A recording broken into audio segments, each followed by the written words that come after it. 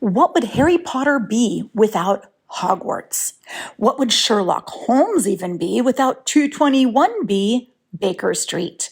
How about the Great Gatsby's great mansion on Long Island? Setting does so much more work than we even imagine. We love to write fun settings and readers love to read fun settings, but there's a lot more than that setting does. That's why I think it's really important for us to talk about setting in this episode of the How to Be an Author podcast. In this episode, we'll be talking about why the setting of your story is so crucial. We'll be talking about those things that make a setting absolutely awesome. We'll be talking about the different writing tricks or writing techniques that permit you to write a truly great setting without going overboard. And talking about going overboard, we're going to be talking about some of those little setting mistakes that many authors, even the experienced ones, tend to make. And those things can kind of wreck your whole setting. And since we're going to have seen by then how much work a setting does, you're going to want to avoid those key mistakes. I'm so happy you're here to join me on this episode of the How to Be an Author podcast. Don't forget to subscribe if you're not subscribed yet. Make sure to sign up on my website to get free goodies, writing prompts, information that you might want about the writing thing. You'll want to keep posted about what's going on over at the creativeandwritingcoach.com universe, because I'm doing a lot of super new things, including office hours coming up soon for you all. And if you have a writer friend who could benefit from this podcast, please, please, please, not only pass it along to them, but make sure that they and you give me a rating so that people keep being able to find this podcast. Let's get started. If you're a writer dreaming of becoming a successful author, join me, writing coach Karenna Akavane, on the How to Be an Author podcast, your weekly source for writing information, inspiration, and motivation. So let's talk about why the setting of a story is so important, besides the fact that it's truly magical and super cool, and one of those things that really gets a reader to dive into that story. Right? You knew that, but what else does the setting do? The first thing that I think is really interesting is that a setting is going to be a glue that holds your whole story together. It's the thing that seems to connect all of these diverse elements within your story. It's what makes the characters and the plot all coexist within a single universe. It's the location that hosts events in your story, and it shapes so many things within your story. So we're going to be talking about so much of this. But one of the things I think is really cool is how your setting actually helps your book to fit into the genre. Because so many times your setting will impact the mood and the tone. And that is really pretty much what creates that aesthetic and therefore that genre for your books. Another thing that setting can do is that it actually adds to the meaning of what you're writing in a really interesting way. So basically, we've talked before about theme, and we've talked about imagery, and we've talked about all these different things, but setting is one of those things. The description of your setting can actually drive home the motifs and incorporate the motifs that drive home an actual theme in your story. Without the setting and your description of that setting, there's less meaning. There's less symbolism. The setting really provides not only the context, but the flavor that all conspires to give more meaning to your narrative. And I think that's really crucial. Another crucial thing that setting is going to do is that it is going to kind of play on the emotional content of your story. Your person, your character, your people, your different, your main character, your protagonist, your antagonist, they're all acting within a certain setting. And many times this setting, the way it impacts the story, it's going to start to elicit some kind of an emotional response from your reader. Let's say that your setting is idealistic. You're going to get a certain type of response from your reader. Let's say your setting is creepy. That's going to add so much to how your reader feels about what's going on. So remember that. Also, setting is one of those things, you know how many readers, they read a book because it's like a movie playing out in their head. Well, much of that, it's not just the action. A lot of that is the setting, right? It helps your reader to visualize your story more completely. It gives that context that's going to really engage your reader to make them have a very complete and complex film playing in their head instead of something one-sided. And I'm going to give you a little spoiler alert for one of the mistakes that happens sometimes is when there's not enough setting described in your story, you have this white box syndrome where the reader just can't even imagine where the story is actually taking place. It's a lot less fun to read. Another thing that really helps is that the setting will improve the story's flow because you can have a lot of description that's, part of the pacing, and it also helps things flow together. It makes the events feel so real, which they will not in a white box. So let's talk about what makes a good setting. Because there's setting and then there's a great setting. There's a huge difference. Things that make a place, for example, a great place to visit, don't necessarily make that place a good setting for a story or a book. So let's talk about what does make an effective, good setting. The first thing is that a setting should be pretty specific, right? There should be some detail that makes that setting irreplaceable, right? All these different sensory details that helps the reader to see where we are geographically, what the time period are, what, time it is during the day, what the characters are going to see and smell and hear and what they might feel. All of this is really, really important for your reader, because that's what makes those settings truly unique and unforgettable, right? So remember to make your setting really specific. Another thing that you might want to do with your setting is you might want to make it kind of more novel, right? There's so many books out there. And how do you differentiate yourself? Well, a lot of books take place in the same types of locations, right? That idealized country location, or maybe New York City, or maybe Paris. A lot of these books are set in the physical world in places that people have read about, right? That are pretty, typical, maybe even a little bit cliche. You can make your setting stand out and be a lot more novel by either picking a place that's kind of strange geographically, or maybe it's a time period that's a little bit unusual, or maybe the setting is transformed by the imagination of the characters who are the narrators in this setting. So think about that. You could have the same setting, but if your character is blind, for example, they're experiencing the setting in a really different way that's going to feel super novel and unique for your reader. So that's a pretty cool example of how to manipulate a setting to make your book truly stand out. Now, I talked about novelty, but a good setting can also be more familiar, right? There's such well-known, well-loved locations. I'd mentioned New York. I'd mentioned the idealized country setting. Sometimes you've got to give your readers what they want and what they love, right? A good way of having your book be popular is to think, okay, I've read a bunch of these books that take place in a specific location. For example, Ellen Hildebrand writes books that take place on Nantucket. Okay, if you love those kinds of books and you want to write a book that takes place in Nantucket, well, if you tell your readers, hey, my book takes place in Nantucket, if you like Ellen Hildebrand, you'll like my book, you're going to find your readers maybe more easily because of that familiar, well-loved setting. Now, you can choose to have that same familiar setting, but give it a sense of novelty by who your characters are and how they're experiencing it, right?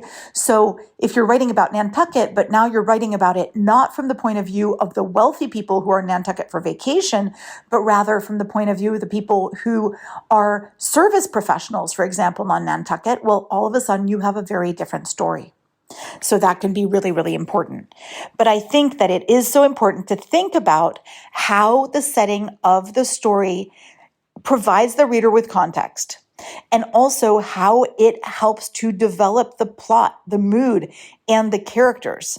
We're going to be talking about this a lot more because a good setting, I think, also is not necessarily too broad. I think a good setting for me, this is a little hack that I use, but I give my setting some kind of a limiting factor so that your characters can't really escape the setting as easily as they might like. This forces your characters to interact with other characters within the setting, not be able to run away, and then develop and grow and start to have those challenges within that setting. So some examples of settings that are limited. It could be geographically, for example, right? So you could be in a boarding school or on an island, or you could be in, a certain social strata in a city, right? Or maybe you're in a location where you're like on a space station and you can't get out.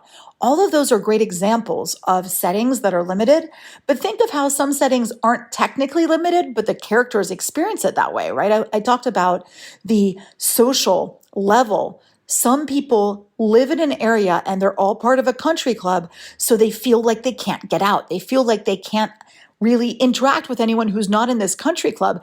It's a self-limiting setting, and I find that pretty fascinating.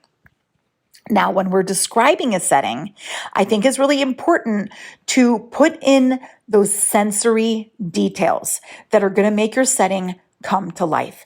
Now, here's one thing though.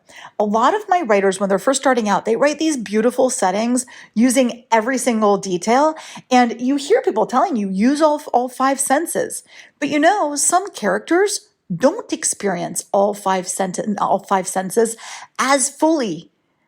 Some characters focus on the visual. Those characters, maybe they're artists, they're photographers, and they might not notice the smells because they're so focused on how the light is hitting the curtain, for example, in a specific room, in a specific setting. They're not even going to hear what's going on in the background because they're so focused on the visual. And then on the contrary, you can have a character who can't see and who's really listening and touching, for example. And sometimes I think that some writers think that they need to describe every single little tiny detail, but that's not the case. Sometimes that's going to mess up your pacing and overwhelm your reader. So we're going to talk about that in a second too. Remember that your location and your setting really do need to impact your work in so many different ways.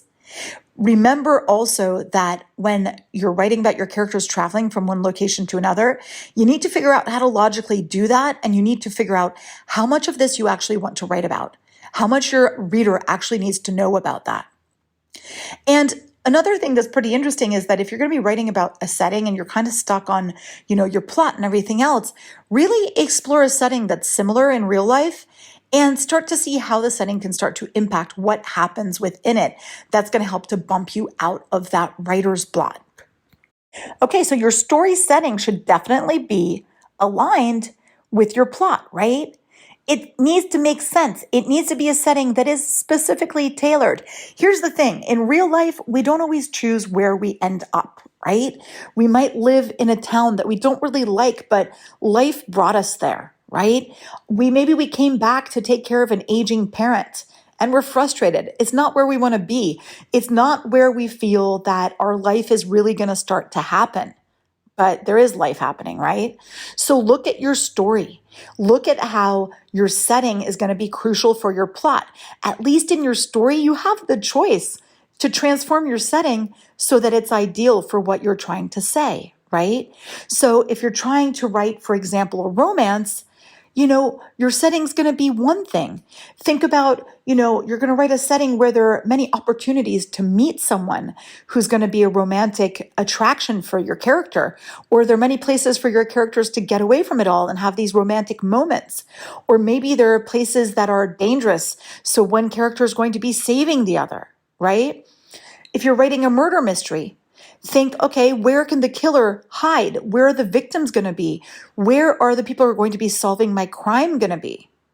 Are you going to make your story fast-paced or slow-paced? And which setting do you need to make that happen, right? Think about what's appropriate, what really makes sense for your overall plot and mood and for your characters and their growth. So the setting of the story is crucial, right? Think about, how you get somewhere, how you get in and out, how stuck we are in there. And also the character definitely needs to have this place within the setting. So are they comfortable with the setting or are they not? How have they molded the setting to kind of suit their characteristics?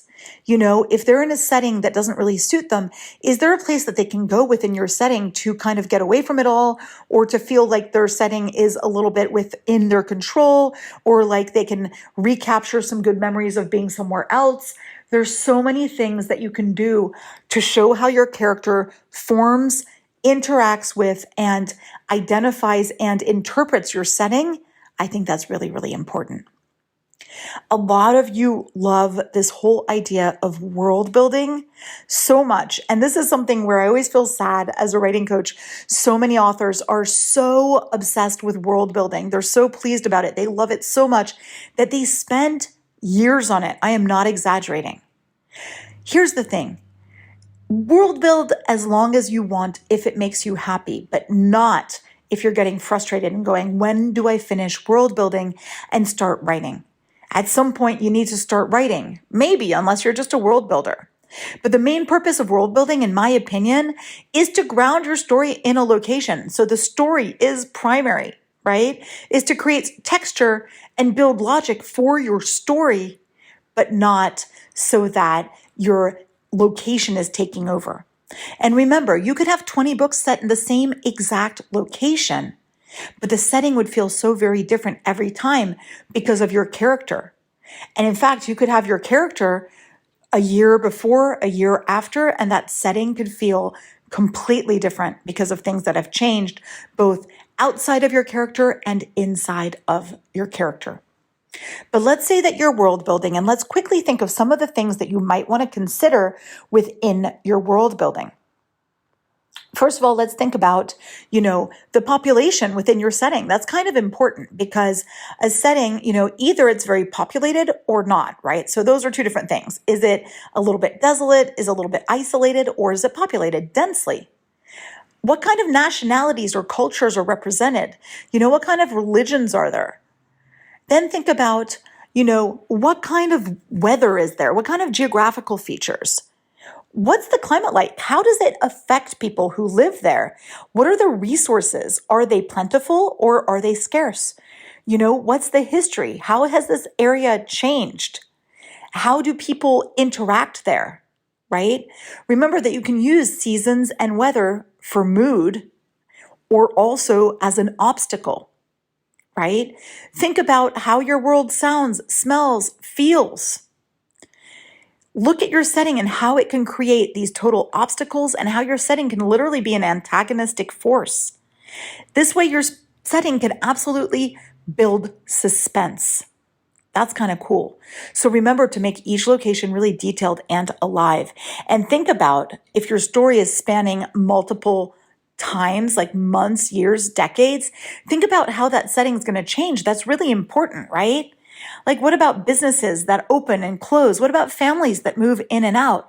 What about a city that is growing or gentrifying or declining or, falling apart or being boarded up? Or maybe there's a new different type of political regime that's happening, right? What kind of places did your character love going to that don't exist anymore? Which places bring back memories for them of people who were there and aren't there anymore? Which places do they want to avoid now and they never want to see again? That's so super important when it comes to your setting. So in my work that I'm almost done with, Gone to Ground, my character has to go back to where she grew up 10 years before. And she really doesn't want to go back. And the place has changed in a lot of ways. So you're going to see these settings that are both familiar and that have evolved or not. And my characters change in those 10 years. So that's really important.